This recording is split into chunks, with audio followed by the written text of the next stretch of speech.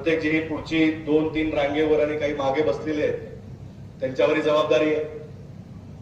आपल्याला पक्षाने, आपल्याला इथल्या नेतृत्वाने ही जबाबदारी दिलेली आहे.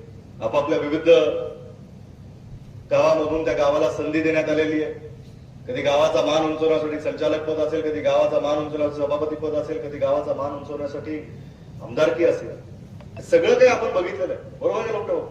सगळं बघितलं. पक्षाने त्याच्यामध्ये कधी भेदभाव केला नाही की प्रत्येक गावाला समानतेनं वागण्यासाठी कुणाला संचालक, कुणाला बाजार समिती, कुणाला कारखाना, कुणाला जिल्हा मध्यवर्ती बँक, आणि तिथं कुठं पक्षाला जर संधी मिळाली, कुठं आमदारकी असेल तर आमदारकी या परिसरामधून देण्यात आलेली आहे.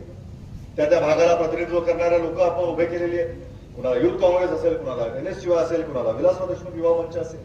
अनेक जागेवर त्यांची व्यवस्था कार्यकर्ते म्हणून त्यांच्या कार्याचं दखल घेऊन त्यांच्या गावातल्या त्यांच्या मागची ताकद बघून त्यांना तिथं आपण कार्यरत केलेलं आहे. आता ही जबाबदारी आपण कार्यकर्ते म्हणून काय करतो ह्याच्यावर येऊन घेतलेली आहे. आज आपण डॉक्टर साहेबांना भेटलो, आज आपण डॉक्टर साहेबांना बघितलं, त्यांचे विचार आपण ऐकले, त्यांचा दृष्टिकोन आपण ऐकला. त्यांना आपल्या लातूर जिल्ह्याच्या खासदारकीला साजेसं असं काम करायचं. लातूरचे प्रश्न दिल्लीमध्ये मांडता येतील, लातूरचे प्रश्न मांडून दिल्लीवरून इथं चांगलं काहीतरी होणार असेल.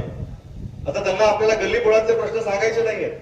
आता डॉक्टर साहेबांना जर आपल्याला काही सांगायचं असेल तर लातूर मांजरा पट्ट्यामध्ये कारखानदारी चांगली चालली, मांजरा पट्ट्यामध्ये MIDC चांगली चालते, मांजरा पट्ट्यामध्ये ग्रामीण रुग्णालय चांगलं चालतं, हे सगळं चांगलं चालतं. आता आम्हाला डॉक्टर साहेब तुम्हाला बघितल्यानंतर आमच्या आशा पल्लवित झालेल्या आहेत की आता आम्हाला लातूरसाठी तुम्ही एम्स कसा आणून देता ह्याच्याकडे आमचं लक्ष. मागायचं तर एवढं मोठं मागायचं, छोटं मागायचंच नाही. छोट्या मोठ्यासाठी आपण आहोत लिंबू टिंबू, काहीच होत नाही.